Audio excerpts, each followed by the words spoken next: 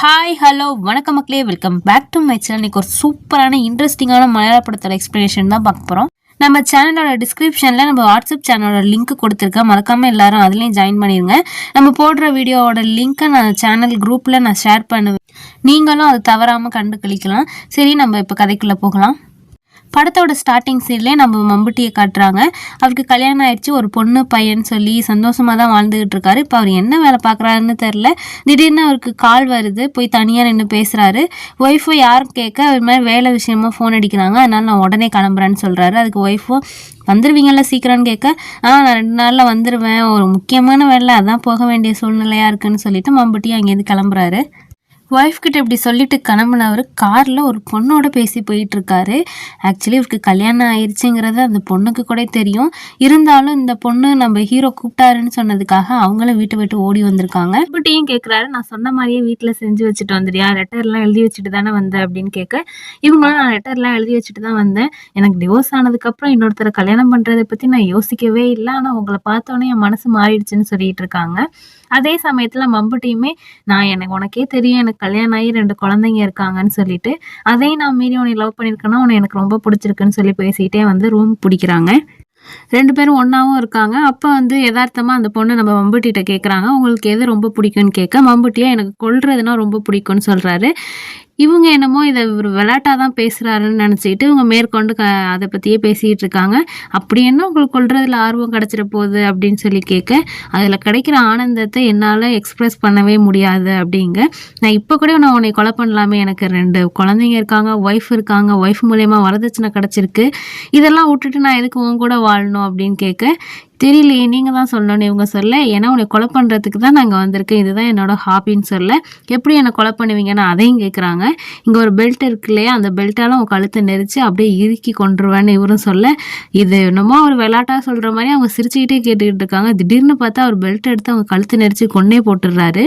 அப்புறம் அவங்க பாடியை சுர்கேஸில் வச்சு, இதெல்லாம் ஆல்ரெடி பிளான் பண்ணி தான் வந்திருப்பார் போல், சுர்கேஸில் வச்சு ரூமை வெக்கேட் பண்ணிவிட்டு கார்டி கீழே எடுத்துக்கிட்டு போய் பாடியை டிஸ்போஸும் பண்ணிடுறாரு. இங்கே அப்படியே சீனை கட் பண்ணால் ஒரு போலீஸ் ஸ்டேஷனை காட்டுறாங்க. அதில் 2 போலீஸ் ஆஃபீஸர்ஸ் பேசிகிட்டு இருக்காங்க. இந்த முக்கம்பூரில் நடந்த ஒரு கேஸை விசாரிக்கிறதுக்காக புது இன்ஸ்பெக்டரை போட போகிறோம், அவர் இன்னைக்கு வருவார்னு சொல்லிட்டு ஹையர் ஆஃபீஸர் சொல்லிட்டு போகிறாரு. ஸோ அவருக்காக தான் ஸ்டேஷனில் வெயிட் பண்ணிகிட்டு இருக்காங்க. ஸ்டேஷனுக்கு வெளியில் வேற பயங்கர கும்பலாக இருக்குது. அது வேறு ஏதோ ஒரு கேஸ் விஷயமா போராட்டம் பண்ணிகிட்டு இருக்காங்க போல், யாரையும் அரெஸ்ட் பண்ணணும்னு சொல்லிட்டு. அந்த கூட்டத்தில் கூகங்கிற ஒரு இன்ஸ்பெக்டர் வராரு. கூகங்கிற இன்ஸ்பெக்டர் அந்த ஸ்டேஷனில் இருக்க கான்ஸ்டபிள்கிட்ட பேசுகிறாரு. இந்த மாதிரி அந்த கம்யூனிவல் கேஸ் நடந்துச்சு இல்லையா, அந்த கேஸ் டீட்டெயில் எனக்கு வேணும்னு சொல்ல, உள்ளே வாங்க சார்னு சொல்லி இன்ஸ்பெக்டர்கிட்டையும் உட்கார வைக்கிறாங்க. இன்ஸ்பெக்டர்கிட்டையும் பேசுகிறாரு, அந்த கேஸ் டீட்டெயில் எனக்கு வேணும்னு சொல்லிட்டு. இன்ஸ்பெக்டர் என்ன நினைக்கிறாருன்னா, இவர் மீடியா பர்சன் போல் பத்திரிக்கைக்காக பத்திரிகையில் நியூஸ் போடுறதுக்காக விசாரிக்க வந்திருக்காரு போலன்னு நினச்சிட்டு ஆப்போசிட்டில் இருக்க இன்ஸ்பெக்டரும் பேசிகிட்டு இருக்காரு. அப்புறமா தாங்க தெரியுது இந்த கேஸுக்காக நியமிக்கப்பட்ட ஸ்பெஷல் ஆஃபீஸர் இவருன்னு சொல்லிட்டு. அதுக்கப்புறம் அந்த டீட்டெயிலை பற்றிலாம் சொல்கிறாங்க. ஆக்சுவலி என்ன பிரச்சனைனா, இந்த ஃபோட்டோவில் காட்டுற திவ்யாங்கிற பொண்ணு ஒரு முஸ்லீம் பையனை லவ் பண்ணி ஓடி போயிருக்கா. ஏன்னா அந்த பொண்ணு லெட்டர் எழுதி வச்சுட்டு தான் போயிருக்கா. அதில் ஒரு முஸ்லீம் பையனோட போறன்னு மட்டும் தான் மென்ஷன் பண்ணியிருக்காளே தவிர அந்த பையன் பேரை இந்த பொண்ணு எழுதலை.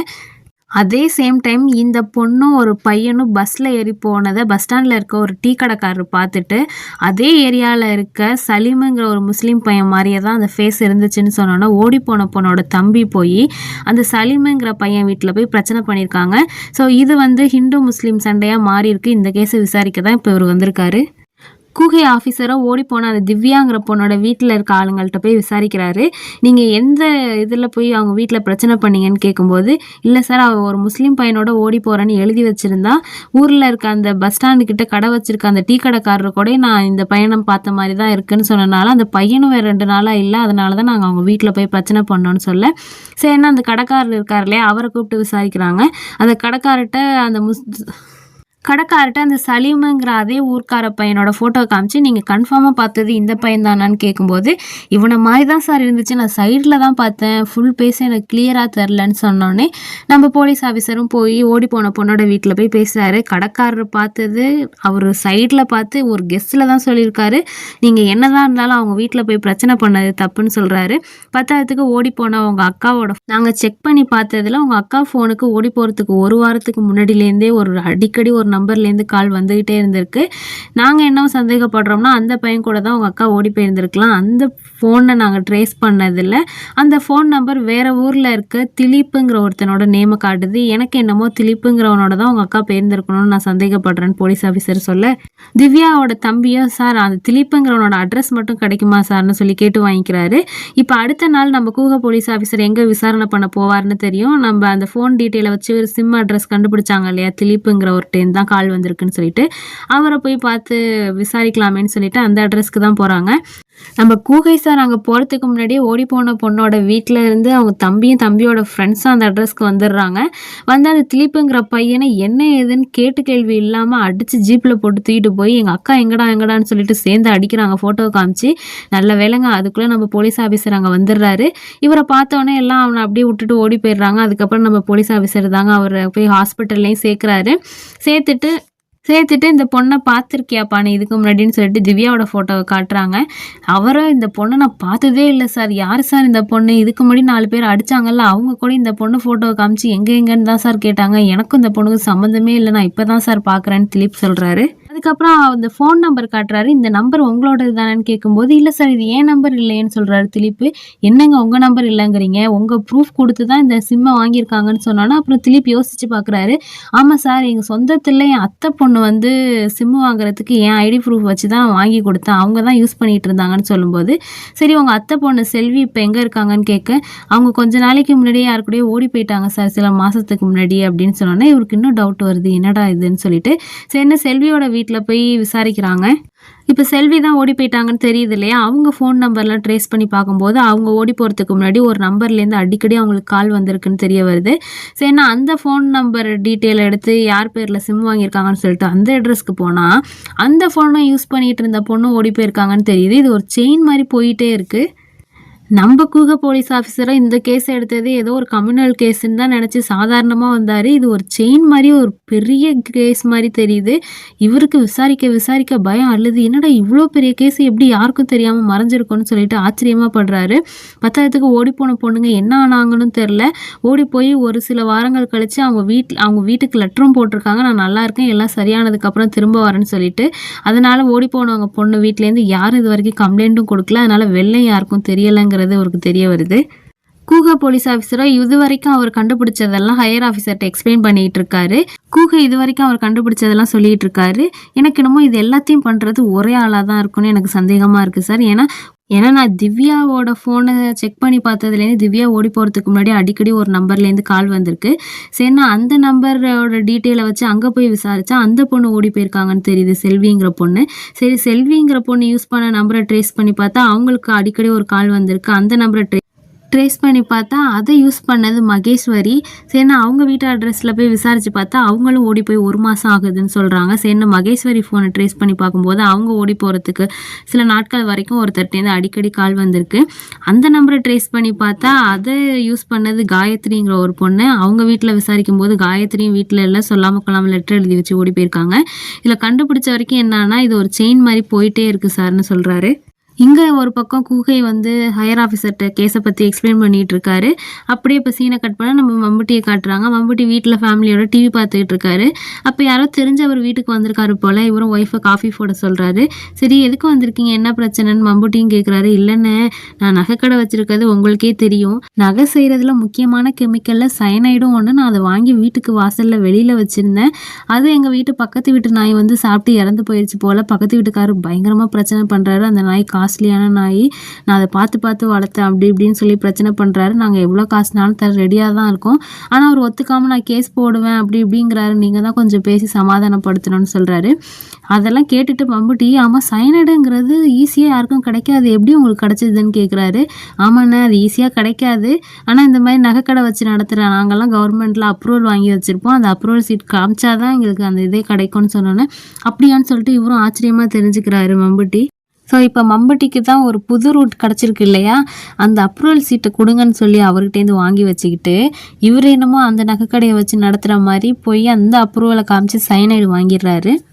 அடுத்து இது வேலை செய்யுதா இல்லையான்னு ஒரு தடவை செக் பண்ணி பார்த்துக்குவோம், எவ்வளோ நேரம் கழித்து இறந்து போகிறாங்கன்னு பார்த்துக்குவோன்னு சொல்லிட்டு ஒரு சாப்பாடு வாங்கி அதில் கொஞ்சமாக சைனைடை மிக்ஸ் பண்ணி கொடுத்து அந்த தெரு ஓரமாக உட்காந்துருக்க அந்த யாசகருக்கு போய் அந்த சாப்பாட்டை கொடுக்குறாரு. அவரும் பசியில் இருந்திருப்பார் போல், ரொம்ப நன்றி ஐயான்னு சொல்லிட்டு அதை வாங்கி சாப்பிட்றாரு. இவரும் அதை பார்த்துக்கிட்டே தாங்க இருக்காரு. சாப்பிட்டவர் ஒரு 2 வாய் தான் வாயில் வச்சுருப்பாரு. டக்குன்னு இறந்துடுறாரு. இவருக்கு இந்த மருந்து நல்லா வேலை செய்யுது, உடனே இம்பேக்ட் கிடைக்குதுங்கிறது தெரிஞ்சிருச்சு. ஸோ இனிமேல் இவர் கொல்ல போகிற ஆளுங்களுக்கு சயனைடு தான் யூஸ் பண்ணி கொடுக்க போகிறாருன்னு நினைக்கிறேன். இப்போ நேராக நம்ம மம்புட்டி எங்கே போகிறாருன்னா, கல்யாணத்துக்கு பொண்ணெல்லாம் பார்த்து தருவாங்க இல்லையா, அந்த புரோக்கரை போய் மீட் பண்ணுறாரு. அந்த புரோக்கர்கிட்ட போய் பேசி, இது மாதிரி எனக்கு ஒரு அண்ணன் இருக்காரு, அவருக்கு டிவோர்ஸ் ஆயிடுச்சு, அவருக்கு இன்னொரு கல்யாணம் பண்ணி வைக்கணும்னு நினைக்கிறோம். அதனால ரொம்ப ஏஜ் ஆகியும் கல்யாணம் ஆகாமல் இருக்க பொண்ணுங்க, கல்யாணம் ஆகி டிவோர்ஸ் ஆன பொண்ணுங்க, அந்த மாதிரி இருக்க பொண்ணுங்களோட ஃபோட்டோலாம் கொஞ்சம் தரீங்களான்னு கேட்க, அவரும் நான் தரேன்னு சொல்லிட்டு இருக்க ஒரு 10 ஃபோட்டோவை காட்டுறாரு. அந்த 10 ஃபோட்டோவுமே மம்புட்டி வாங்கி வச்சு அட்ரஸையும் வாங்கி வச்சுக்கிறாரு. ஸோ இப்போதைக்கு அவரோட அடுத்த டார்கெட்டு இந்த 10 பொண்ணுங்க தான். ஈஸியாக அந்த பொண்ணுங்களை மடக்கிடலான்னு நினைக்கிறாரு. நம்ம மம்புட்டிக்கு இன்னொரு பழக்கமும் இருக்குது. இவர் யாரெல்லாம் கொல்றாங்களோ இவருக்குன்னு ரகசியமாக ஒரு ஊருக்கு ஒதுக்குப்புறமா ஒரு வீடு இருக்குது. அங்கே போய் டார்கெட்டை கொன்னதுக்கப்புறம் அந்த பொண்ணுங்களோட ஃபேஸை வந்து வரைஞ்சி வச்சுக்குவார். பொண்ணுங்கன்னு இல்லை, இவர் யாரெல்லாம் கொல்றாரோ அவங்க ஃபோட்டோவை இவரே வரைவார். இப்படி அந்த ஃபோட்டோவில் இருக்க ஒவ்வொரு பொண்ணுங்களாக போய் பார்த்து கொஞ்சம் கொஞ்சமாக பேசி லவ் பண்ணுறது, அடுத்து அவங்களுக்குள்ள நம்பிக்கைக்குரிய ஆளாக மாறுறது, அப்புறமா அந்த பொண்ணுங்களோட அனுமதியோடு நம்ம வீட்டை விட்டு ஓடி போய் கல்யாணம் பண்ணிக்கலான்னு சொல்லிட்டு ஆசையை தூண்டுறது, அந்த பொண்ணுங்களை இவர் சொல்கிற மாதிரியே வீட்டில் லெட்டர் எழுதி வச்சுட்டு இவர் கூட வந்துடுறது. இவரும் அந்த பொண்ணுங்க கூட ரூமில் லாட்ஜ் போட்டு அந்த பொண்ணுங்களோட அனுமதியோடு அவங்க கூட அக்ரெசிவாக இருக்கிறது. அப்புறம் அந்த பொண்ணுங்களே கல்யாணம் பண்ணிக்கிட்டு ஒரு 2 வாரம் அந்த பொண்ணுங்களோட இருப்பார். வீட்டுக்கு லெட்டர் அனுப்ப சொல்லுவார். நான் இந்த மாதிரி நல்லா தான் இருக்கேன், எங்களுக்கு கல்யாணம் ஆயிடுச்சு, கொஞ்ச நாள் பிரச்சனையெல்லாம் சரியானோன்னு நாங்கள் திரும்ப வரோன்னு சொல்லிட்டு வீட்டுக்கு லெட்ரு இந்த பொண்ணுங்க கையாலே எழுதி அனுப்பி விடுறது. இதுக்கடையில் இவர் சயனைடு வாங்கியிருந்தார் இல்லையா, அந்த சயனைடை வச்சு ஒரு டேப்லெட்டில் மிக்ஸ் பண்ணி ஏதோ டேப்லெட்லாம் செய்கிறாரு. இதுவும் இவருக்கு தெரியும் போல். இவருக்கு என்ன தான் தெரியாமல் இருக்குன்னு தெரில, எல்லா வேலையும் இவர் பண்ணுறாரு. அதுக்கப்புறம் இவர் 2 வாரம் அந்த பொண்ணுங்க கூட இருக்கார் இல்லையா, அப்புறம் அந்த பொண்ணுங்கள்ட்ட அப்படியே பேச்சு கொடுக்குறது. நீ உனக்கு இன்னும் பீரியட்ஸ் வந்து 2 வாரம் ஆயிடுச்சுல, நீ அப்போ ப்ரெக்னென்ட் ஆக சான்ஸ் இருக்குது, நமக்கு இப்போ எல்லாம் குழந்தை வேணாம், நம்மள்ட்ட இன்னும் காசு இல்லை, நம்ம சம்பாரித்து நல்லா வெல் செட்டில் ஆனோன்னு குழந்தை பெற்றுக்கலான்னு சொல்லிட்டு அந்த பொண்ணுங்களை பஸ் ஸ்டாண்டுக்கு அழைச்சிட்டு வந்து ஹோட்டலில் சாப்பாடு கொடுத்து, இந்த ரெஸ்ட் ரூமில் போய் இந்த மாதிரி டேப்லெட்டை உடனே போடு, அப்போ தான் நமக்கு நல்லதுன்னு சொல்லிட்டு சயனைடு கலந்து அந்த டேப்லெட்டை இந்த பொண்ணுங்களுக்கு கொடுத்து ரெஸ்ட் ரூமில் அனுப்பி விட்டுட்டு, அவங்க ரெஸ்ட் ரூம் போகிறப்ப அவங்களோட பிலாங்கிங்ஸ்லாம் இவர்கிட்ட தானே கொடுத்துட்டு போவாங்க, பேகு பர்ஸு ஃபோனுன்னு சொல்லிட்டு. அவங்க ரெஸ்ட் ரூமில் போனோடனே இவர் அப்படியே வெளில வந்துடுறது. இவங்க இறந்துட்டாங்களான்னு கன்ஃபார்ம் பண்ணிவிட்டு அவர் போகிறதில்ல, கொடுத்துட்டாருன்னா கிளம்பிடுவார். அப்புறம் எங்கேயாவது நியூஸ் பேப்பரில் அவங்க ஃபோட்டோ வந்திருக்கா அப்படின்னு சொல்லிட்டு பார்க்குறது. அது மூலியமாக தான் இவர் கன்ஃபார்ம் பண்ணிக்கிறாரு. 10ஆவதுக்கு இறந்து போனவங்க எல்லாருமே வந்து இந்த பொண்ணுங்க யாரும் அவங்க ஊரில் இறந்து போகிறதில்ல, வெளியூரில் தான் இறந்து போகிறாங்க இல்லையா, அதனால் 10ஆவதுக்கு அந்த பொண்ணுங்களோட ஃபோனு பர்ஸுன்னு சொல்லிட்டு எதுவுமே இல்லை, அவங்கள அடையாளம் கண்டுபிடிக்க முடியாது. ஸோ இவங்களோட கேஸ் எல்லாமே ஒரு கேஸாகவே ஃபைல் ஆகிறது கிடையாது. ஸோ அடையாளம் தெரியாத பாடியோட இவங்க பாடியும் சேர்ந்து தானாகவே கவர்மெண்ட் சைட்லேருந்து அடக்கம் பண்ணிடுவாங்க போல். அதனால தான் இவர் இது வரைக்கும் மாட்டாமல் இருக்கார். இதெல்லாம் ஒரு பக்கத்தில் இருக்கட்டும், நம்ம கூகை இன்ஸ்பெக்டரும் அந்த செயினை ஃபாலோ பண்ணிகிட்டே வராரு. கடைசி அந்த செயின் எங்கே தான் ஸ்டாப் ஆகுதுன்னு பார்ப்போம், எங்கேருந்து தான் ஆரம்பிச்சிருக்குன்னு பார்ப்போம்னு சொல்லிட்டு இவரும் அப்படியே ஃபாலோ பண்ணிகிட்டே வரப்போ கடைசியாக இப்போ இருக்குது ராஜேஸ்வரிங்கிற ஒரு லேடி பேரில் இந்த சிம் ரிஜிஸ்டர் ஆகிருக்கு. இது வரைக்கும் வந்திருக்காங்க. இவங்க வீட்டில் வந்து இவர் விசாரிக்கிறாரு, இந்த ஃபோன் நம்பர் உங்களோட தானேப்பான்னு கேட்கும்போது அவருமே இது எங்கள் அம்மா ஃபோன் நம்பர் தான் சார்னு சொல்கிறாங்க. 10ஆவதுக்கு இந்த ஃபோன் ரொம்ப வருஷத்துக்கு முன்னாடியே காணா போயிடுச்சு சார், இது வந்து ஒரு பட்டன் ஃபோன், நாங்களும் இது கம்மி காசு தானேன்னு சொல்லிட்டு தேடுறதுக்கும் அவ்வளோ முயற்சி பண்ணல, கம்ப்ளைண்ட்டும் கொடுக்கல சார்னு சொல்கிறாரு. கூகை இன்ஸ்பெக்டரோ கேட்குறாரு, உங்கள் வீட்லேயோ இல்லை உங்கள் சொந்தக்காரவங்க சைடோ ஏதாவது பொண்ணுங்க இது வரைக்கும் காணாமல் போயிருக்காங்களான்னு கேட்க, அப்படியெல்லாம் யாரும் எங்கள் சைடில் காணாமல் போகல சார்னு சொல்கிறாரு. ஸோ நம்ம கூகை இன்ஸ்பெக்டர் என்ன நினைக்கிறாருன்னா, ஒரு வேளை இவங்க மிஸ் பண்ண ஃபோனை அவன் இந்த ஃபோனை எடுத்திருக்கணும், அல்லது திருடி இருக்கணும், இல்லை யதார்த்தமாக கிடச்சிருக்கணும், அதுலேருந்து அவன் செயின் இப்போ கண்டினியூ ஆகிருந்துருக்கணும் அப்படின்னு சொல்லிட்டு கூகை ஹையர் ஆஃபீஸர்கிட்ட டிஸ்கஸ் பண்ணுறாரு. சரி, இப்போ அவனை பிடிக்க என்ன தான் வழின்னு சொல்லிட்டு ஹையர் ஆஃபீஸரும் கேட்குறாரு. அதுக்கு கூகையோ இப்போ கடைசியாக ஓடி போன பொண்ணு திவ்யாவோட ஃபோனை நாங்கள் ட்ரேஸ் பண்ணதில் இன்னும் சுவிட்ச் ஆஃப்லேயே தான் இருக்குது. நான் நினைக்கிறது உண்மைன்னா அவன் கண்டிப்பாக அடுத்த டார்கெட்டுக்கு அந்த ஃபோனை ஆன் பண்ணி அடுத்த பொண்ணுக்கு ஃபோன் அடித்து அடுத்த டார்கெட்டை அவன் ஃபிக்ஸ் பண்ணுவான். ஸோ அந்த ஃபோனை என்றைக்கு ஆன் ஆகுதோ அன்னைக்கு அவன் லொக்கேஷன் ட்ரேஸ் பண்ணி பிடிச்சிடலான்னு தான் சார் வெயிட் பண்ணிகிட்ருக்கோன்னு சொல்கிறாரு. இங்கே அதே மாதிரி மம்புட்டி அடுத்த பொண்ணை பிடிச்சிட்டாருங்க. அடுத்த பொண்ணுக்கிட்டையும் பேசி அந்த பொண்ணோட நம்பரையும் வாங்கிடுறாரு.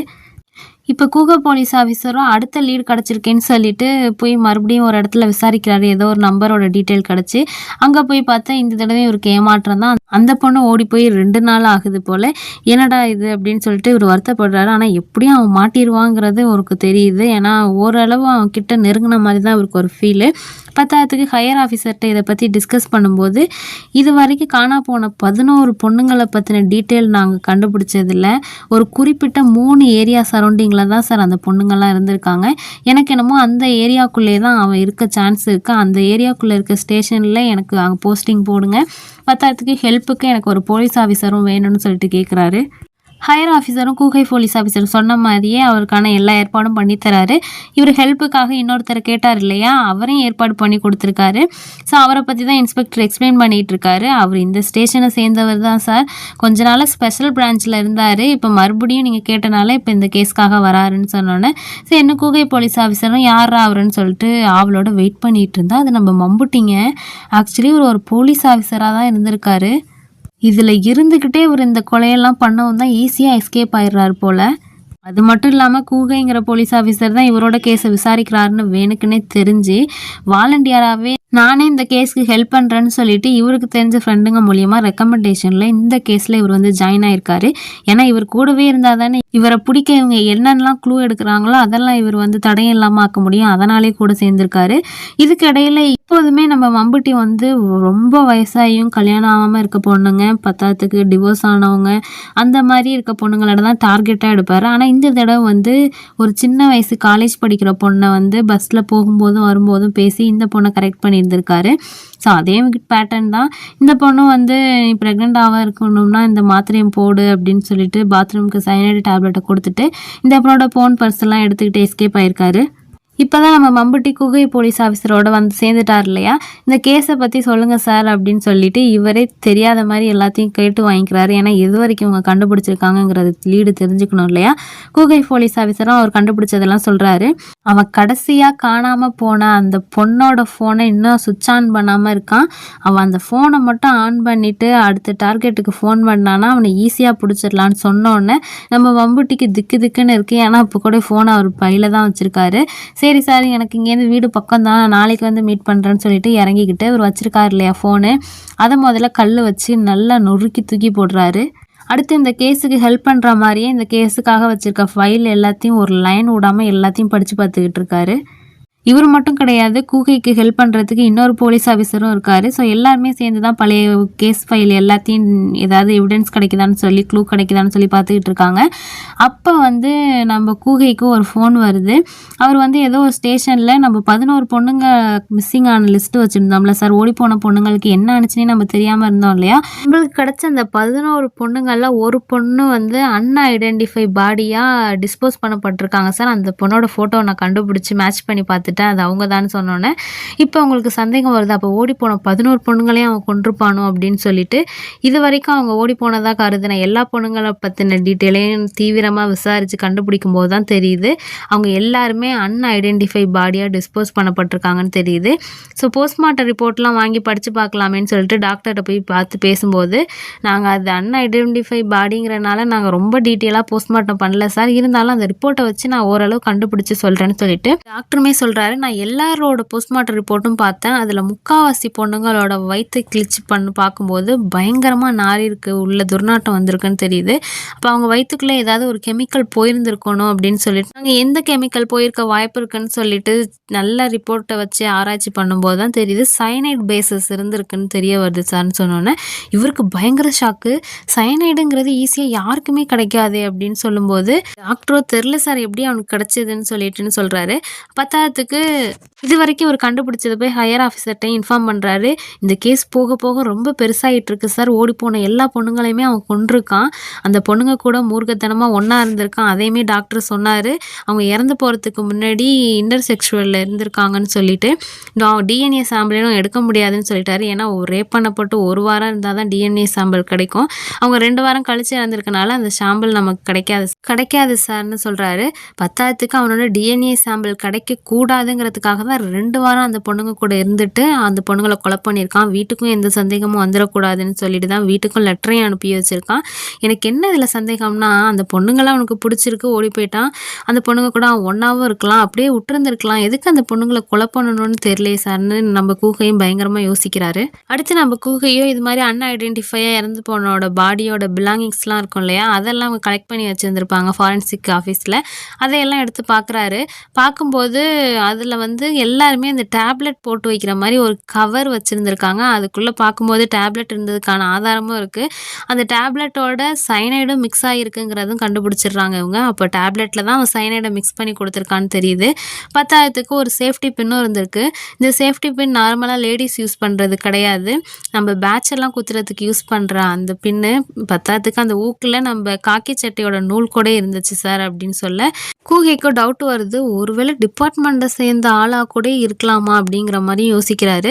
அதே சேம் டைம் மம்பட்டி அவரோட காக்கி சட்டையில் அவரோட நேம் பேஜ் குத்திருக்கதையும் காட்டுறாங்க. ஸோ அவரோட பின்னு தான் மிஸ் ஆகிருக்கும் போல், ஏதோ ஒரு டார்கெட் இட்டு கொடுத்துருப்பாரு போல். அது இப்போ வந்து எவிடன்ஸாக நிற்கிது. 10,000க்கு டேப்லெட் வந்து எல்லாருக்கும் கவரில் போட்டு கொடுத்துருக்கான். கவர் இல்லாத சமயத்தில் சில பேருக்கு பேப்பர்லேயும் அடித்து கொடுத்துருக்கான். அந்த பேப்பர் மாதிரி தான் சார் இது தெரியுதுன்னொன்னே கூகையை அந்த பேப்பரை எடுத்து பார்த்துறாரு. அந்த பேப்பரை பார்த்தா பெரிய பேப்பரை ஒரு சின்ன துண்டாக கட் பண்ணி வச்ச மாதிரி தெரியல அப்படின்னு சொல்லி பார்த்துக்கிட்டு இருக்கும்போது கூட இருக்க போலீஸ் ஆஃபீஸரும், சார் இதே மாதிரி சைஸ் தானே சார் நம்பர்லாம் வச்சுருக்க அந்த நோட் புக்கோட சைஸு, இது போலீஸ் டிபார்ட்மெண்ட்டில் யூஸ் பண்ணுற பேப்பர் சைஸ் மாதிரி இருக்குது சார்னு சொன்னோன்னே இவருக்கு 80% கன்ஃபார்ம் ஆயிடுது டிபார்ட்மெண்ட்டை சேர்ந்தவங்கன்னா தான் இருக்குமோன்னு சொல்லிட்டு கூகைக்கு ஒரு கால் வருது. இது வரைக்கும் நம்பர்லாம் ட்ரேஸ் பண்ணி தானே இவங்க கேஸ்லாம் போயிட்டுருக்கு. இப்போ ஒருத்தர் அதை கண்டுபிடிச்சிருக்காரு. இது வரைக்கும் நம்ம ட்ரேஸ் பண்ண எல்லா நம்பரும் எம்எக்ஸ் மொபைல் ஷாப்லேருந்து எம்எஸ் மொபைல் ஷாப்புக்கு அனுப்பப்பட்ட மொபைல்ஸ் தான். ஆனால் அங்கேருந்து சேல்ஸ் ஆனதுக்கான எந்த ப்ரூஃப்மே இல்லைன்னு சொல்கிறாரு. 10,000க்கு நம்ம தேடிட்டு இருக்க ஆள் வந்து அவர் கொலை பண்ணுற அந்த பொண்ணுங்களோட ஃபோனை யூஸ் பண்ணுறது இல்லை, அந்த ஃபோனில் உள்ள சிம்மை இவர் இந்த எம்எக்ஸ் மொபைல் ஷாப்பில் இருக்க ஃபோனில் போட்டு பேசியிருக்காரு.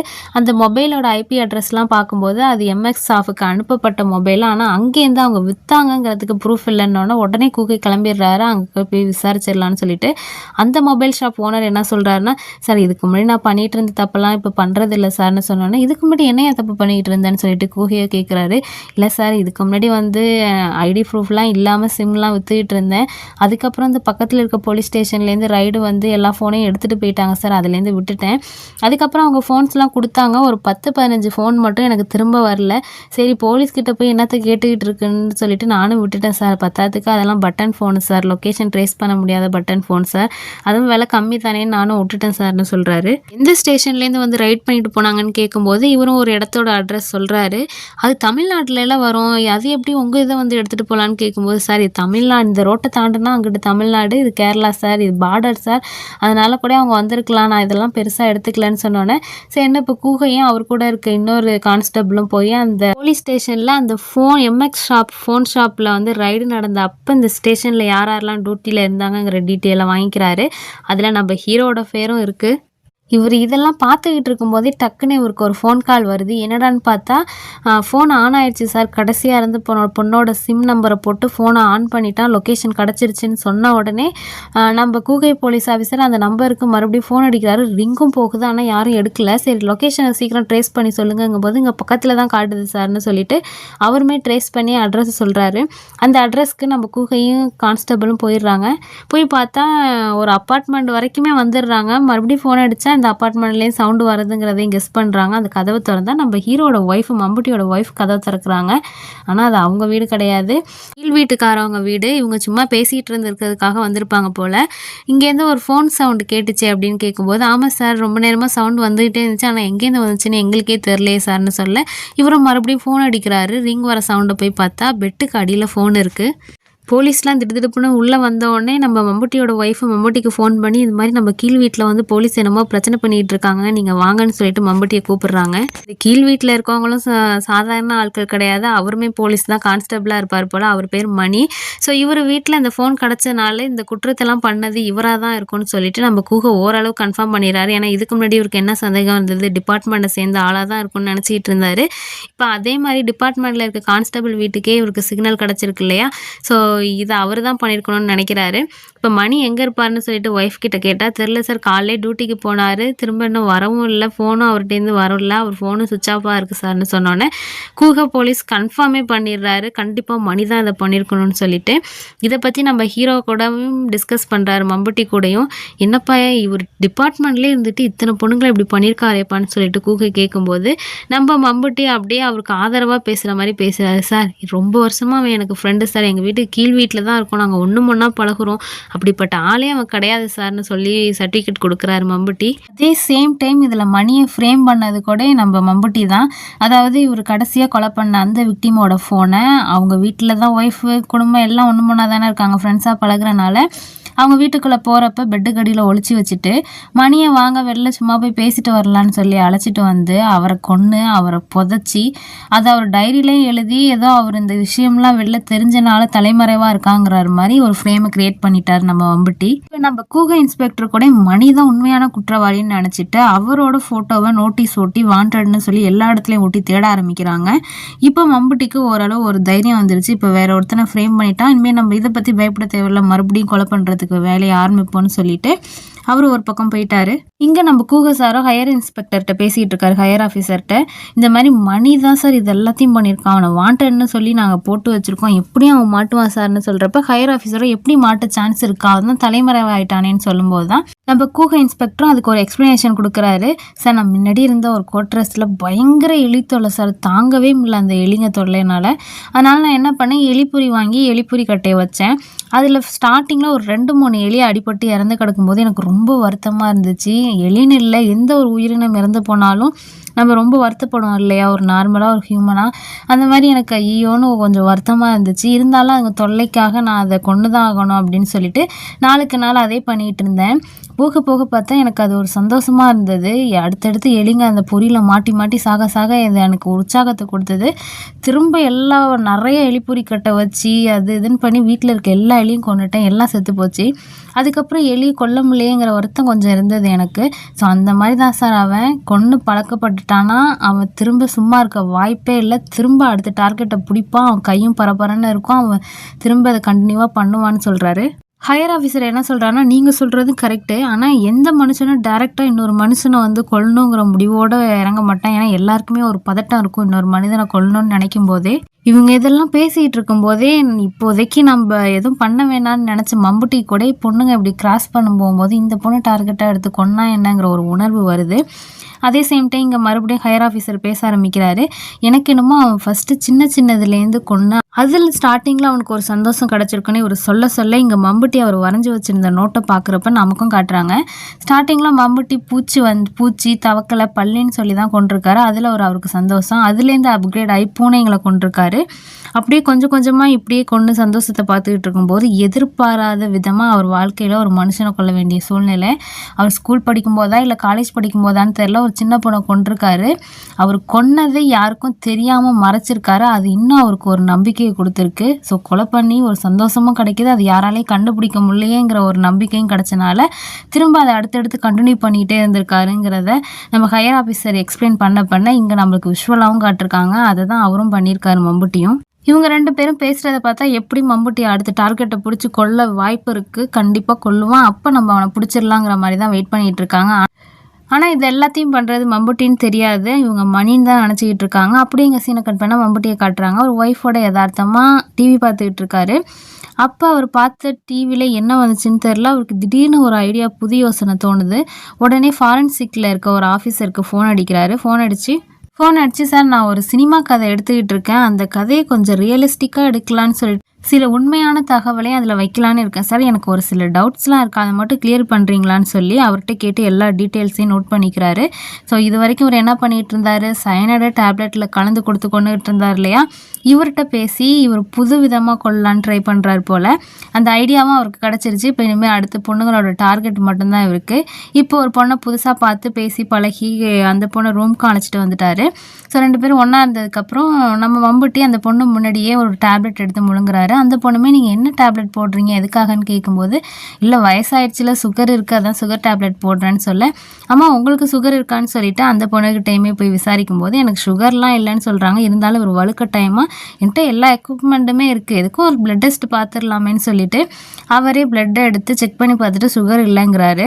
ஸோ இவர் இப்போ புதுசாக கொல்ல ட்ரை பண்ணியிருக்க முறை என்னன்னா, அந்த ஃபாரன்சிக் ஆஃபீஸர்கிட்ட ஃபோன் பண்ணி விசாரிச்சார் இல்லையா, அது என்னன்னா ஒரு இயற்கையிலே ஒரு மூலிகையை பயன்படுத்தி அதுலேருந்து ஒரு மருந்தை எக்ஸ்ட்ராக்ட் பண்ணி அதை வந்து கம்மியாக மனுஷங்களுக்கு செலுத்தினா இயற்கை மரணம் ஏற்பட, அதாவது ஹார்ட் அட்டாக் வந்து அவங்க கொஞ்ச நாளில் இறந்துருவாங்க, இல்லை அதிகமாக செலுத்தினா உடனே ஹார்ட் அட்டாக் வந்து இறந்துருவாங்க. அந்த மருந்தை அவர் எக்ஸ்ட்ராக்ட் பண்ணி வச்சு தான் அந்த லேடி உடம்புல சுகர் டெஸ்ட் எடுக்கிற மாதிரி உள்ளே செலுத்தியிருப்பாரு. அவங்களும் ஒரு 2 நாள் கழிச்சு ஹார்ட் அட்டாக் வந்து ஹாஸ்பிட்டலில் 2 நாள் அட்மிட் ஆகி இயற்கை மரணம் மாதிரி இறந்து போயிருப்பாங்க. இப்போ இவர் கொலை பண்ண பேட்டர்னை மாற்றினால இவரை கண்டுபிடிக்கிறதும் கஷ்டம், ப்ளஸ் இவருக்கு இன்னும் புதுசாக ஒரு சந்தோஷம் எக்ஸ்ட்ரா ஆட் ஆயிருக்குன்னு அவர் நினச்சிக்கிட்டு இருக்காரு. இப்போ அடுத்த டார்கெட்டையும் ஃபிக்ஸ் பண்ணிட்டாரு. அந்த பொண்ணு வந்து பேசிக்கிட்டு இருக்கும்போதே இங்கே வெயிட் பண்ண, நான் வெளில போய் டீ குடிச்சிட்டு வரேன்னு சொல்லிட்டு அந்த பொண்ணை கார்லேயே இருக்க வச்சுட்டு மம்புட்டி வெளில போயிடுறாரு. உள்ளே இருக்க லேடியோ சும்மா இல்லாமல் காரை சும்மா நோண்டி பார்த்துட்டு இருக்கும்போது உள்ளே ஒரு ஃபோன் இருக்குது. சரின்னா அந்த ஃபோனை எடுத்து கடைசியாக டயலான நம்பருக்கு அடித்து பார்ப்போம், ஒரு நம்மளை தவிர வேறு யார் கூடயாவது அஃபேரில் இருக்காரான்னு செக் பண்ணி பார்த்துக்கலான்னு சொல்லிட்டு கடைசியாக அந்த நம்பருக்கே அடித்து பார்க்குறாங்க, யாராவது லேடிஸ்க்கு இது எடுக்கிறாங்களான்னு சொல்லிட்டு. ஆனால் யாருமே எடுக்கல. சரின்னு இவங்களும் அதே இடத்துல அந்த ஃபோனை வச்சிடுறாங்க. ஆனால் இது போலீஸ்க்கெல்லாம் ஒரு வார்னிங்காக ஆயிடுது. ஏன்னா இது ஆல்ரெடி இறந்து போன அந்த சைனைட் மூலமாக இறந்து போன ஒரு பொண்ணோட ஃபோன் போல், அதை டிஸ்போஸ் பண்ணாமல் இவர் காலில் வச்சுருந்துருப்பார். அதை எடுத்து இவங்க சுவிட்ச் ஆன் பண்ணி டயல் பண்ணவும் அந்த இன்டிமேஷன் போலீஸ்க்கு கிடச்சிருது. ஸோ இந்த நம்பர்லேருந்து கடைசியாக யார் வீட்டுக்கு கால் போயிருக்குன்னு சொல்லிட்டு அங்கேயும் போய் பார்த்துடுறாங்க. மம்புட்டி கடைசியாக சுகர் டெஸ்ட் எடுக்கிற மாதிரி ஒரு பொண்ணை கொண்டாருல, இயற்கை ஹார்ட் அட்டாக் வர மாதிரி, அவங்க வீட்டுக்கு தான் போய் விசாரிச்சிருக்காரு. எப்படியோ கில்லரோட ஃபோன்லேருந்து ஒரு விக்டிம்க்கு கால் போயிருக்குன்னா அது சந்தேகப்படும்படியாக தான் இருக்கும்னு சொல்லிட்டு சும்மா விசாரிக்கலாமேன்னு தான் போகிறாங்க. அங்கே போய் பார்த்தா அந்த வீட்டில் இருக்க அந்த லேடி வந்து இறந்து போயிருக்காங்க. ஆனால் ஹார்ட் அட்டாக்கு இயற்கை மரணம்னு தான் சொல்கிறாங்க. இவருக்கு பயங்கர டவுட்டு, எதுக்கும் மறுபடியும் ரீபோஸ்ட்மார்ட் பண்ணலான்னு சொல்லிட்டு அவங்க ஃபேமிலிக்கிட்ட கெஞ்சி கதறி பர்மிஷனும் வாங்கிடுறாரு. ஹையர் ஆஃபீஸர்கிட்டையும் இதை பற்றி எக்ஸ்பிளைன் பண்ணுறாரு. ஹையர் ஆஃபீஸர் கூட இதுக்கும் அவங்களுக்கு எந்த சம்மந்தமும் இல்லை மாதிரியே தெரியலையே, அவங்க ஹாஸ்பிட்டல் ரிப்போர்ட்லாம் இருக்குது, அவங்க ஹார்ட் அட்டாக் வந்து தான் இறந்துருக்காங்க, 2 நாள் ஹாஸ்பிட்டலில் இருந்திருக்காங்க அப்படின்னு சொல்லும்போது, இல்லை சார் நீங்கள் சொல்கிறதெல்லாம் கரெக்டு, ஆனால் எதுக்கு கில்லரோட ஃபோன்லேருந்து அவங்களுக்கு கால் போயிருக்கணும், அது எனக்கு சந்தேகமாக இருக்கு இல்லையா, எதுக்கும் பார்த்துக்கலான்னு சொல்லிட்டு கூக போலீஸ் ஆஃபீஸர் அந்த ரீபோஸ்ட்மார்ட்டம் பண்ணும்போது டாக்டர் கண்டுபிடிச்சிடுறாரு. அவங்க பிளட்டில் ஹார்ட் அட்டாக் இன்டியூஸ் பண்ணுற மாதிரி ஒரு மருந்தை செலுத்தினால தான் அவங்க இறந்துருக்காங்க. அது கம்மியாக செலுத்தினால 2 நாள் கழித்து அவங்க ஹார்ட் அட்டாக் வந்திருக்குங்கிறதையும் கண்டுபிடிச்சி சொல்லிடுறாரு. ஸோ இப்போ கூக இன்ஸ்பெக்டருக்கு புரிஞ்சிடுது கில்லர் வந்து கொலை பண்ணுற மாடலை மாற்றிட்டான்னு சொல்லிட்டு. இவருக்கே பயங்கர ஆச்சரியமாக இருக்குது, கில்லருக்கு ஈஸியாக சைனைடு கிடைக்கிது, இயற்கை மூலிகையிலேருந்து அவர் எப்படி இந்த மருந்தெல்லாம் இருக்குங்கிறதெல்லாம் கண்டுபிடிச்சிருப்பாருங்கிறது அவருக்கு சந்தேகம். அதுக்கு டாக்டரே விளக்கம் கொடுக்குறாரு, ஏன் ஃபாரன்சிக்கில் அவர் நீங்களே சொல்கிறீங்க அவர் போலீஸ் டிபார்ட்மெண்ட்டை சேர்ந்தவர்னு, அப்போ கண்டிப்பாக அவருக்கு ஃபாரன்சிக் டிபார்ட்மெண்ட்டில் இருக்க யாராவது ஃப்ரெண்டாக இருப்பாங்க, அவங்கக்கிட்ட கேட்டு தெரிஞ்சிருப்பாருன்னு டாக்டர்னு சொல்லவும், ஒருவேளை அப்படியும் இருக்கலாம்னு சொல்லிட்டு கூக யோசிக்கிறாரு.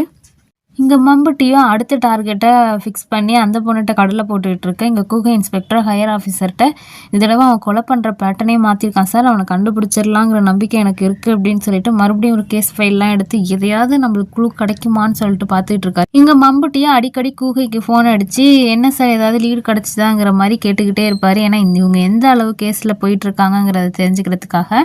அப்படியே சைடில் இவளுக்கு கொலை பண்ணுறதே நிறுத்தலை.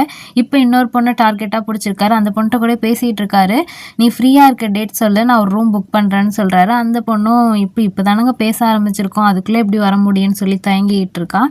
இங்கே நம்ம கூகைக்கோ என்னத்தை நம்ம மிஸ் பண்ணோம் அப்படின்னு சொல்லிட்டு யோசிச்சுக்கிட்டே ஏதாவது ஃபைலில் டீட்டெயிலாம் கிடைக்குதான்னு சொல்லி செக் பண்ணிகிட்டு இருக்காரு. அப்போ தான் உங்களுக்கு ஒரு க்ளூ கிடைக்கிது. ஆரம்ப சீனில் ஒருத்தர்கிட்ட போய் இது உங்கள் ஃபோன் நம்பரானு விசாரிக்கும் போது இது எங்கள் அம்மா நம்பர் தான் சார், தொலைஞ்சு போச்சு அப்படின்னு சொன்னார் இல்லையா, அவங்க வீட்டுக்கு மறுபடியும் போயிருக்காங்க. இவங்கெல்லாம் நம்ம கூகை இன்ஸ்பெக்டர் என்ன நினச்சிருப்பாருன்னா, இவங்க கிட்டே தவற விட்டு அந்த ஃபோனை எடுத்து அது மூலியமாக தான் அடுத்தடுத்த டார்கெட் அவர் பிடிச்சிருக்காரு கூகையாக நினச்சிருப்பாரு. ஆனால் அதுதான் இல்லை, அந்த மொபைல் காணாமல் போகிறதுக்கு ஒரு மாதத்துக்கு முன்னாடியிலேருந்து டெய்லியும் ஒரு நம்பர்லேருந்து கால் வந்துக்கிட்டே இருந்திருக்கு. அதனால சந்தேகப்பட்டு மறுபடியும் அந்த பையன்கிட்ட போய் விசாரிக்கலாமேன்னு சொல்லி விசாரிக்கும்போது என்னைக்கு காணா போணுச்சுன்னு கேட்கும்போது, சார் அது ரொம்ப வருஷத்துக்கு முன்னாடி காணா போணுச்சு சார், எப்படி சார் டேட்லாம் ஞாபகம் வச்சுக்கிட்டு இருக்க முடியும்னு கேட்க கூகையும் எக்ஸ்பிளைன் பண்ணுறாரு. அந்த ஃபோனோட பேட்டர்ன் டெய்லியும் டவுனுக்கு போகுது, திரும்ப ஈவினிங் வீட்டுக்கு வருது, காலைல டவுனுக்கு போகுது, டெய்லி ஈவினிங் வீட்டுக்கு வருது, இதே தான் பேட்டர்னாக இருந்துகிட்டு இருந்திருக்கு. திடீர்னு ஒரு நாள் அந்த பேட்டர்ன் மாறுது. அதுக்கப்புறம் அந்த ஃபோன் ஸ்விட்ச் ஆஃப் ஆகுது. அதுலயே நாங்க கண்டுபிடிச்சிட்டோம். அந்த ஃபோனோட பேட்டர்ன் என்னைக்கு மாறுனுச்சோ, அன்னைக்கு தான் அந்த ஃபோன் தொலைஞ்சு போயிருக்கும்னு சொல்லிட்டு, "உண்மைய சொல்லு இந்த ஃபோன யார் யூஸ் பண்ணிட்டு இருந்தான்னு?" கேட்கும்போது, இப்ப அந்த பையன் உண்மைய சொல்லிடுறான். "அந்த ஃபோன என் தங்கச்சி தான் சார் யூஸ் பண்ணிட்டு இருந்தா. ஒருத்தன கூட லவ் பண்ணி ஓடி போயிட்டா. திரும்ப அவள எப்படியோ நாங்க கண்டுபிடிச்சு அழைச்சிட்டு வந்து, இப்ப வேற ஒரு பையனுக்கு கல்யாணம் பண்ணி, இப்ப அவளுக்கு குழந்தைன்னு சந்தோஷமா வாழ்ந்துகிட்டு இருக்கா. அவ வீட்ல போய் எதுவும் பிரச்சனை பண்ணி அவ குடும்பத்துக்கு எடுத்துறாதீங்க சார்ன்னு" சொல்லிட்டு இவரும் கெஞ்சி கேட்குறாரு. நம்ம கூக இன்ஸ்பெக்டரும் அவங்க தங்கச்சி லவ் பண்ண பையனோட டீட்டெயில் ஏதாவது தெரியுமான்னு கேட்க, அதெல்லாம் தெரியாது சார். டெய்லி காலேஜுக்கு பஸ்ஸில் போகிறப்ப அவனை பார்த்து பேசியிருக்கா. இது மட்டும் தான் சார் தெரியுங்க. சரி உன் தங்கச்சியோட வீட்டு அட்ரஸ் கொடு. நான் எதுவும் பிரச்சனையெல்லாம் பண்ண மாட்டேன். எங்களுக்கு முக்கியமான டீட்டெயில் நாங்கள் கேட்டு தெரிஞ்சுக்கணும். அதுக்காக தான் சொல்ல சரி நான் அட்ரஸும் வாங்கிட்டு அந்த லேடியோட வீட்டுக்கும் போகிறாங்க. அந்த பொண்ணு வேறு யாரும் இல்லைங்க. நம்ம மம்புட்டி வந்து காலேஜ் பொண்ணை ஒரு பொண்ணை லவ் பண்ணியிருந்திருப்பார் இல்லையா? எல்லாருக்கும் மாதிரி இவங்களுக்கும் சயனைடு கலந்த டேப்லெட்டை தான் கொடுத்துருப்பாங்க. ஆனால் இவங்க பாத்ரூம்குள்ளே போய் அந்த டேப்லெட்டை போடாமல் வெளில வந்திருப்பாங்க. அதனால தான் இந்த பொண்ணும் இப்போ உயிரோட இருக்கா. நம்ம கூக இன்ஸ்பெக்டரும் நடந்த எல்லாத்தையுமே நான் விசாரிச்சுட்டு தான் வரேன். எதையும் மறைக்காமல் என்கிட்ட சொல்லுங்கன்னு சொல்லும்போது இந்த பொண்ணு சொல்கிறா, நான் காலேஜ் போகிற பஸ்ஸில் டெய்லியும் அவரும் வருவார். அப்படி தான் சார் எங்களுக்கு பழக்கமானுச்சு. அவருக்கும் எனக்கு பயங்கர வயசு வித்தியாசம் இருக்கனால வீட்டில் யார்ட்டையுமே நான் சொல்லலை. அவரோட வாழலான்னு ஓடி வந்துட்டேன். அதுக்கப்புறம் வந்து எனக்கு வந்து அவர் ஒரு டேப்லெட் கொடுத்தாரு. இப்போதைக்கு என்கிட்ட காசு இல்லை. அதனால் நமக்கு இப்போதைக்கு இந்த குழந்தை வேணான்னு சொன்னார். நானும் என்னோட பர்ஸு பேகெல்லாம் அவர்கிட்ட கொடுத்துட்டு ரெஸ்ட் ரூம் போனேன். ஆனால் அந்த டேப்லெட்டை நான் போடலை சார். ஏன்னா என் அக்கௌண்ட்டில் கொஞ்சம் காசு இருந்தது. அந்த காசை வச்சு குழந்தைய வளர்த்துக்கலான்னு சொல்லிட்டு நான் டேப்லெட்டை போடாமல் வெளில வந்தேன். பார்த்தா அவர் காணும். என்னோடய பேகு, பர்ஸு, ஃபோனு எல்லாத்தையும் எடுத்துகிட்டு போயிட்டாரு. நான் என் நம்பருக்கும் அடித்தேன், அவர் நம்பருக்கும் அடித்தேன். ஃபோன் சுவிட்ச் ஆஃப். அப்போ தான் சார் தெரிஞ்சது அவர் என்னை ஏமாற்றிட்டு போயிட்டாருன்னு சொல்லிட்டுன்னு சொல்கிறாங்க. சரி என்ன நம்ம கூகையும் உங்களை ஏமாற்றிட்டு போனது இவரான்னு கொஞ்சம் பார்த்து சொல்லுங்கன்னு சொல்லிட்டு அந்த கான்ஸ்டபிளான மணி ஃபோட்டோவை காட்டும்போது, சார் இவர் இல்லை சார் அப்படின்னு சொல்கிறாங்க. இவருக்கு பயங்கர ஷாக்கு. என்னடா நம்ம இவன் தான் குற்றவாளின்னு நினச்சி தேடிட்டு இருந்தா இவன் இல்லையான்னு சொல்லிட்டு கூகையும் நீங்கள் எங்களுக்கு ஒரே ஒரு ஹெல்ப் மட்டும் பண்ணணும். அவன்கிட்டேருந்து தப்பிச்ச ஒரே ஆள் நீங்கள் மட்டும். நான் ஒரு ஸ்கெட்ச் பண்ணுற ஆளை கூட்டிகிட்டு வரேன். நீங்கள் கொஞ்சம் அடையாளம் மட்டும் அவர்கிட்ட சொல்ல முடியுமா அப்படின்னு சொல்ல ஸ்டார்டிங்கில் அவங்க ஒத்துக்க முடியாதுன்னு தான் சொல்கிறாங்க. இருந்தாலும் சரி வழி இல்லாமல் ஓகே சொல்லிடுறாங்க. கூக போன கொஞ்ச நேரத்துலேயே அந்த இடத்துக்கு மம்புட்டி வந்துடுறாரு. இவங்களுக்கா பக்குன்னு இருக்குது. ஐயோ நம்மளை கொன்றுவானோன்னு சொல்லிட்டு. ஆனால் எதுவும் சொல்லாமல் நல்லபடியாக பேசிட்டு தான் போகிறாரு. இதை வந்து அவங்க கூகைக்கும் ஃபோன் அடித்து இன்ஃபார்ம் பண்ணுறாங்க. இந்த மாதிரி அவர் வீடு வரைக்கும் வந்துட்டார். பத்தாததுக்கு இந்த விஷயம்லாம் என் ஹஸ்பண்டுக்கு தெரிஞ்ச பெரிய பிரச்சனையாயிடும் சார். என்னால் உங்களுக்கு எந்த ஹெல்ப்பும் பண்ண முடியாதுன்னு சொல்லிடுறாங்க. கூகைக்கோ இப்போ என்ன பண்ணுறதுனே தெரில. திரும்ப போய் அவங்கள டிஸ்டர்பும் நம்ம பண்ண முடியாது. சரின்னா அவங்க டெய்லியும் காலேஜில் ஒரு பஸ்ஸில் ரெகுலராக போகிற இடத்துல தான் இவரை பார்த்து பழகணுன்னு சொன்னாங்க இல்லையா?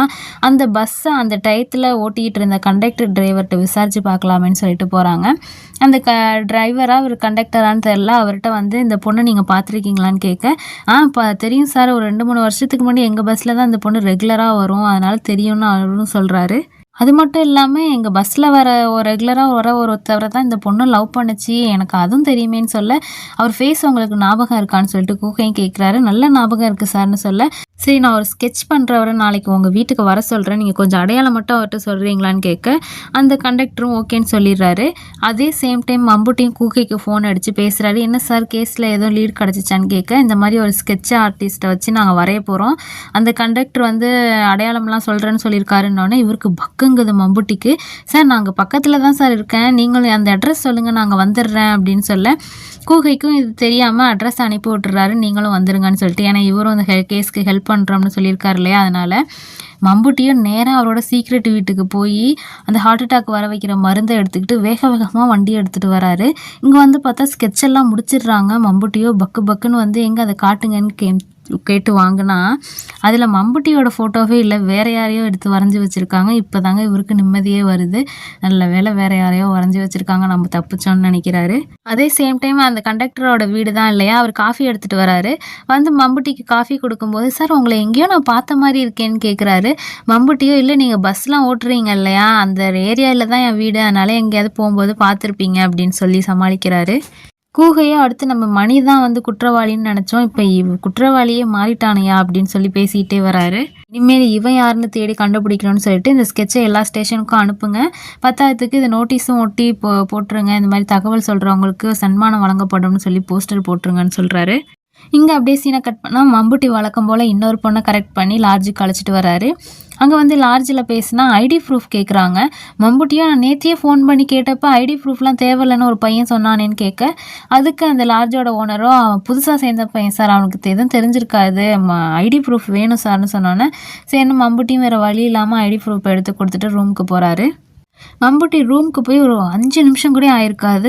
லாட்ஜ் ஓனர் வந்து கதவை தட்டுறாரு. என்னங்க அப்படின்னு வந்து மம்புட்டியும் கேட்க, சார் நீங்கள் ஐடி ப்ரூஃப் எடுக்கிறதுக்காக உங்கள் பர்ஸை ஓப்பன் பண்ணீங்கல்ல, அதில் நீங்கள் போலீஸ் யூனிஃபார்மோடு இருக்க நான் ஃபோட்டோவை பார்த்தேன் சார், அப்போ தான் தெரியும் நீங்கள் ஒரு போலீஸ் ஆஃபீஸர்னு, எனக்கு ஒரு ஹெல்ப் மட்டும் பண்ண முடியுமா சார்னு சொல்லிட்டு ஒரு கவரை கொடுக்குறாரு. இந்த கவருக்குள்ளே என்னோட பொண்ணோட ஃபோட்டோ இருக்குது சார், என்னோட பொண்ணு காணாமல் போயிட்டா சார், ஸ்டேஷனில் யாருமே அது பெருசாக எடுத்துக்க மாட்டுறாங்க, நீங்கள் முடிஞ்சால் கொஞ்சம் கண்டுபிடிச்சி கொடுங்க சார்னு சொல்லிட்டு அந்த கவரை கொடுத்துட்டு வெளில போயிடுறாரு.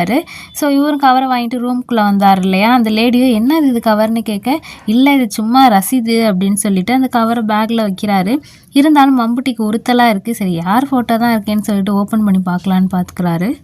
இதே சேம் டைம் கூகைக்கும் ஃபோன் கால் வருது. சார் நீங்கள் ஒரு போஸ்டர் ஒட்டி தேடப்படும் குற்றவாளின்னு சொல்லி ஒருத்தர் போட்டிருக்கீங்களா சார், நான் அவரை பார்த்துருக்கேன், நான் அவரை பற்றின இன்ஃபர்மேஷனை தரேன் சார்னு சொல்லிட்டு ஒருத்தர் ஃபோன் அடித்து பேசிகிட்டு இருக்காரு. நீங்கள் உண்மையிலே சன்மானம்லாம் தருவீங்களா சார்னு சொல்லிட்டு கூகையும் அதெல்லாம் நாங்கள் தருவோம், நீங்கள் அட்ரஸ் மட்டும் சொல்லுங்கன்னு சொல்லிட்டு அங்கே ஒரு பக்கம் பிஸியாக இருக்கார்.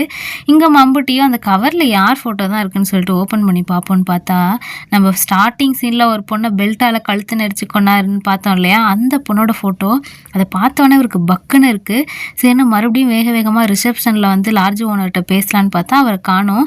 ஸோ அவரை தேடிட்டு இருக்கும்போது யாரோ கதவை திறந்துக்கிட்டு உள்ளே வராங்க. யாரான்னு பார்த்தா நம்ம கூகை இன்ஸ்பெக்டரு.